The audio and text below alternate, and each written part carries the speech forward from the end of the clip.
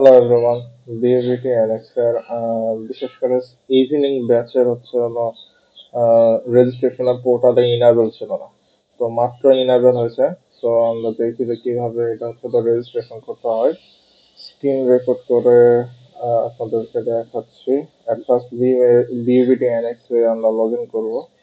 Log in করার পরে এখানে আছে pre registration has been started, you did not confirm your registration, registration কনফার্মে এসএমএস চলে আসছে। এখন এই যে এইখানে নিচে আমরা দেখতে পাচ্ছি যে কোর্স রেজিস্ট্রেশনের একটা অপশন আছে। আমরা এইখানে ক্লিক করব, ক্লিক করার পর দেখবো যে চুজ কোর্স ফর রেজিস্ট্রেশন। এইখান থেকে আমাদের হচ্ছে হলো নেক্সট সেমিস্টারে যে কোর্স গুলো থাকবে সেই কোর্স গুলো অলরেডি আমাদের এখানে সিলেক্ট করা আছে। টোটাল ক্রেডিট হচ্ছে হলো 12.5, এবং হচ্ছে 5টা সিট অ্যাভেলেবেল আছে। সো